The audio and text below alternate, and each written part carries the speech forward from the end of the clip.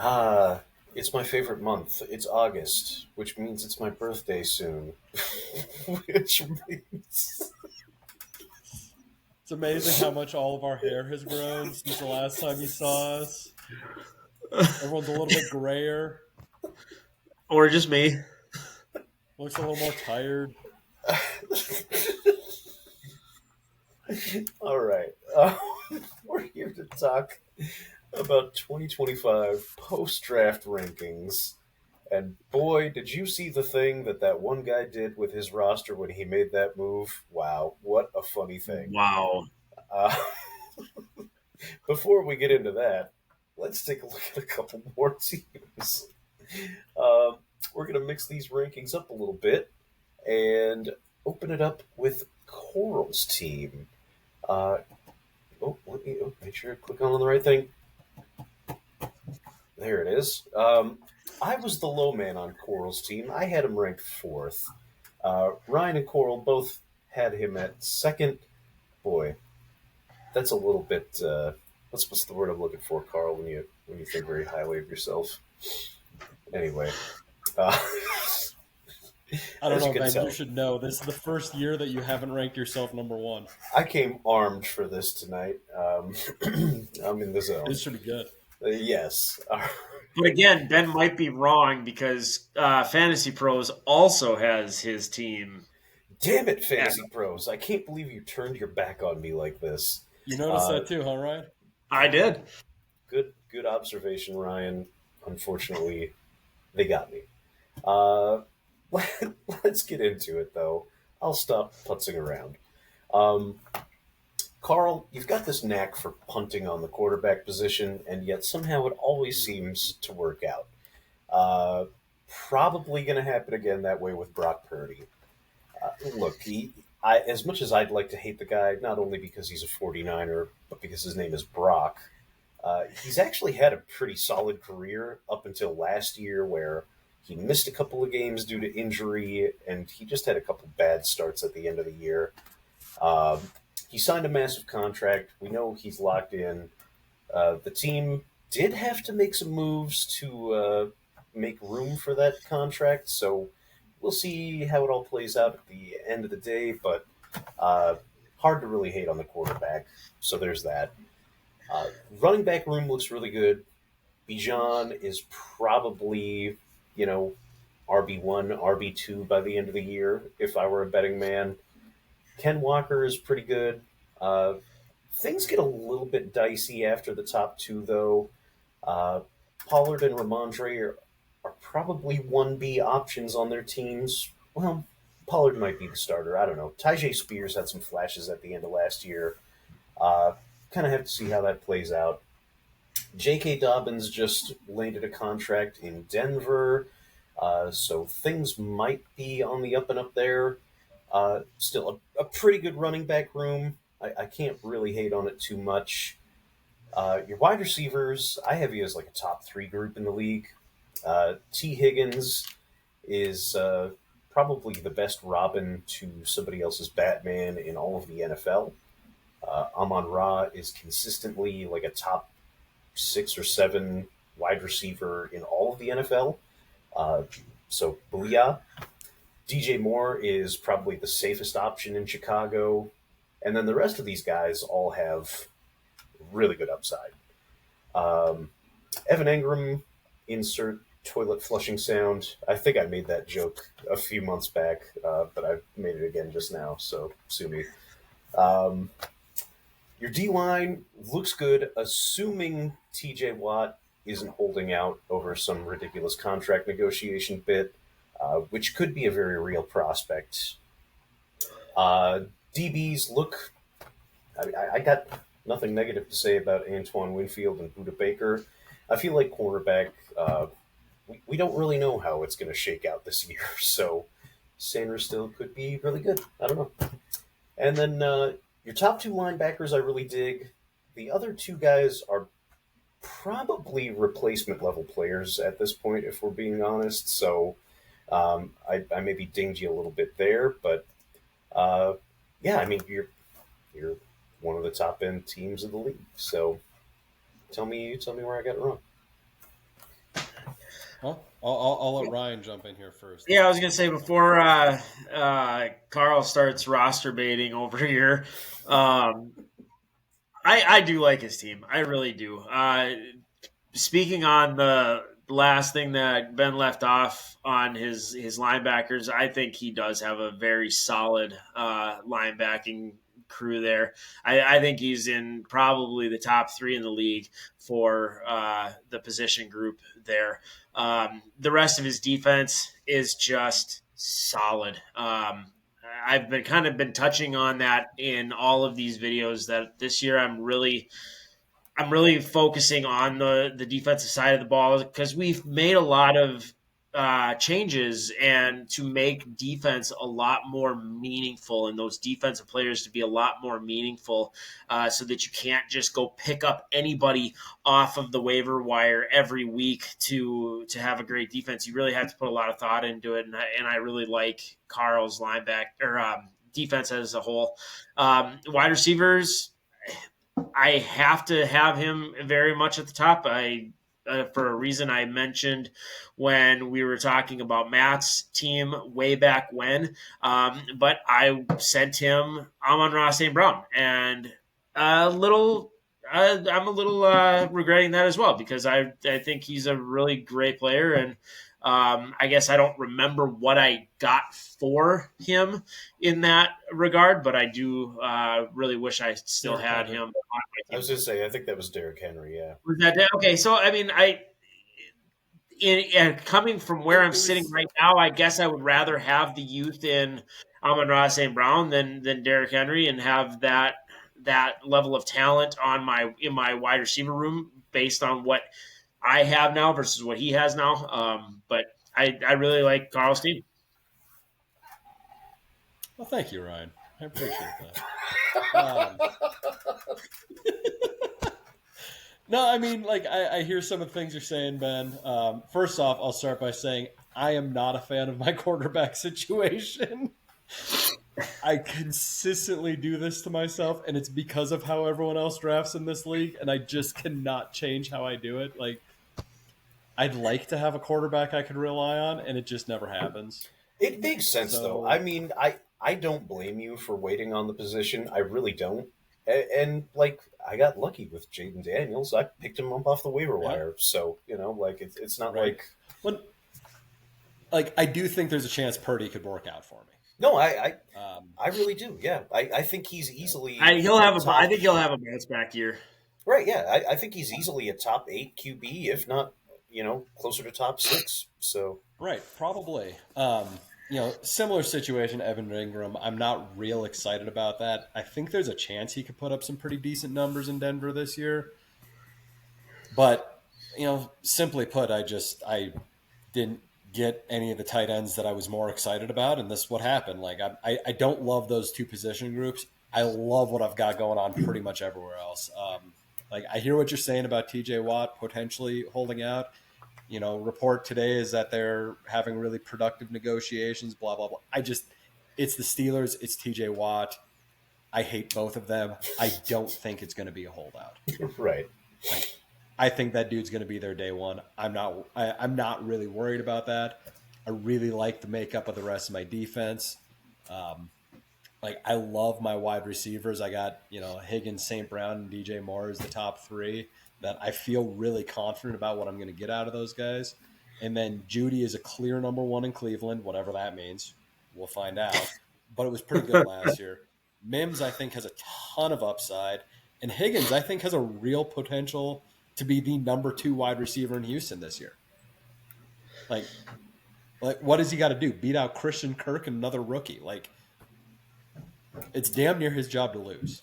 And then, it's true. I do really like my running backs. Like, I like I love Bijan. I like Ken Walker. Pollard and Tyjae Spears, I'm a little bit concerned about the whole, if you got 2, you don't have any type of scenario. But, we're looking at my 3rd running back right there. And frankly, I think there's a chance that that J.K. Dobbins turns into just a fucking steal now that he's signed. Right, yeah. In a place where he's got a real route to a lot of opportunity because it's RJ Harvey and no one else. He's the Yep. one veteran there with any actual talent. So I love my team. I really do. So we'll see what comes out of it.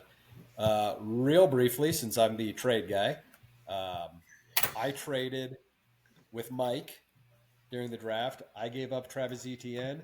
I got Jerry Jeudy and Ramondre Stevenson. Really tough to say.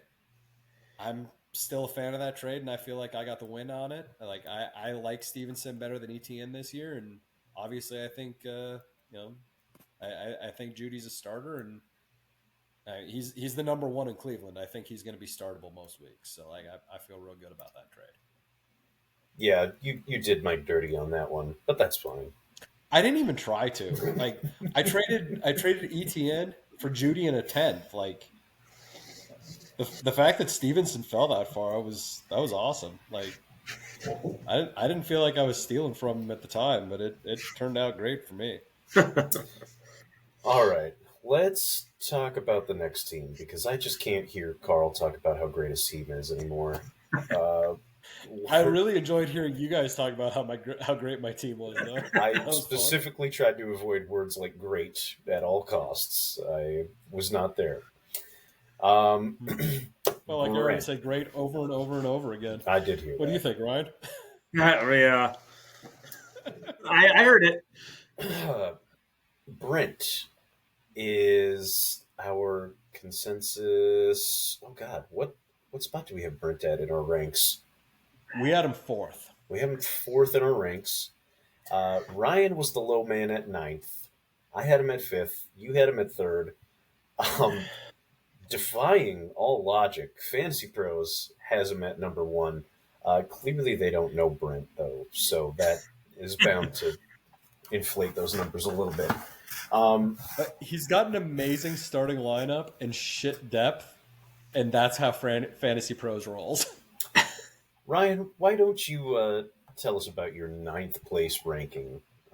My Because, ninth place yeah. ranking, I think a lot of that has to do with the lack of depth that he does have. I mean, yeah, he has a lot of great number one people in each position group. I mean, he's got a top five in every offensive category. And then coming down into the defensive side of things, that's where he really falls off for me. I mean, I think he's got the worst linebacker group of the entire league. His D line, yeah, he's got a decent set there. D tackle probably is going to have to upgrade that at some point because that's nothing there. He's got a couple of good DBs and he's got an okay cornerback as well. But the linebacker group, which traditionally gets you the majority of your points on your defensive squad, that's really lacking. And I think that's what really brought things down for me for his group in this draft. Yeah, for me, the number one word that I use when I look at Brent's team is regression. And that's basically my entire case for having him where I do. Uh, Saquon Barkley simply will never touch those numbers again. Even if he stays completely healthy for a full, 17 games, he's not going to average 5.8 yards per carry. It's just not going to happen. Uh, Jamar Chase, I did a lot of digging on this one. Guys that go over 175 targets on a season just are not able to sustain the numbers that he did last year. So that's another one where I see those numbers coming way back. What do you score? Like 16 touchdowns, 18 touchdowns? It's just insane. Something insane. He George, was the number one wide receiver by a wide margin. yeah, yeah. George Kittle had a career year, and he's like 34 years old. It's just not going to happen again like that. I think I mentioned it the last video. He had like 1,100 yards and 8 touchdowns. That's just, and that's with a lot of injuries to the rest of the wide receiver core over the course of the year last year, and no Christian McCaffrey. So every reason to believe that those numbers come backwards. Well, Yeah, I want to speak to that tight end group that he has. I have right now his tight ends ranked back to back 3 and 4. So it's okay. You're going to be constantly choosing who you're going to play each week. And when you're doing that, you're setting yourself up for failure because you're most often going to choose wrong every week. So I don't remember who it was. At one point, someone else, you talked about them having set themselves up for the potential to like make some trades and whatnot. Yeah. You got 2 bona fide tight end starters. You got a top 5 quarterback. You have 4 guys that are the clear number 1 running back on their team. You have at least 3 wide receivers that are the clear number 1 wide receiver on their team. Like, yeah, he can't start all those guys, but if we're going to give someone else a little bit credit for the fact that they could move some of those players for other positions, it would be fair to give Brent the same credit. I understand why you don't. I'm just saying to be fair. Well, let's look at also his history of doing stuff like that throughout. Well, that's why I know you. That's why I'm saying I know why you don't. Just saying to be fair. Yeah. I will say I think he's got the worst linebacking group in the entire league. Oh yeah, bar none. I have fairly wide margin. I think it's fucking awful. Yeah. Yep. I do like his defensive backs. I love his defensive line. His D tackle's a little weaker, but I mean that Garrett Parsons stack that's huge. I mean that's fantastic. Yeah, especially when we acknowledge that he's not going to start, more than 2 linebackers any given week at this point. So, right, yeah.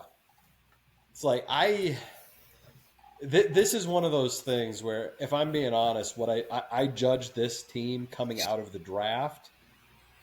My ranking reflects the team right now, not where I think it's going to end the season. Like, I look at this roster, how it's built right now, and it's fantastic. The only obvious weakness on this roster is linebacker. And frankly, if you're building a team, fantasy football team, you get to choose one obvious weakness. It's either linebacker or wide receiver. Depth of position. That's where you want to try to fix something later down the road, is either linebacker or receiver. Everything else is pretty fucking strong here. Oh, another one that I didn't mention at the time, but figure I might as well call it out. Kyle Hamilton, fantasy darling, with the selection, was it Malachi Starks the Ravens picked up? Yep. Starks in the box safety, which pretty much cements Kyle Hamilton as aligning as the deep safety, which could be a big no-no for his numbers. So didn't like that. Of course, that's a little bit of conjecture at this point. Nobody knows for sure how it'll shake out, but just given how the two are traditionally used, I think Hamilton's numbers take a pretty solid hit as a result. But yeah, fair enough. That would make a difference for me if it ends up being true, because I definitely am a big fan of Kyle Hamilton from me. Yeah, no, I agree. And I think that's the reason why, is he's just been so good. He's one of those few guys that can literally line up anywhere. He's even played D-line snaps for the Ravens, but I think they'll use that opportunity to move him deep and be a little bit more of that kind of rangy free safety guy, and pull Starks down into the box. So, but that could make a difference. And I do want to just mention too that no matter how this turns out for Brent this season, if he does well, he's gonna, credit himself, and if he does bad, it's all gonna be our fault because he doesn't get his ass to the draft. Well, I'm totally prepared to make it your fault, Ryan. Yeah. I refuse to take any blame for it, but I'm totally happy making it your fault. That is fair. Fair enough. But if he does well, it's not going to be because of me. Well, no. No, if he does well, it's because of Ben and I. Right. I can see the logic. Yeah. What the hell? Cheers, guys. All right. Cheers. We are almost to We'll do the end another of this one soon. thing. Yeah, we'll have one more final review video, and until then, have a great night, and we'll catch you guys a little later. See ya. See you guys.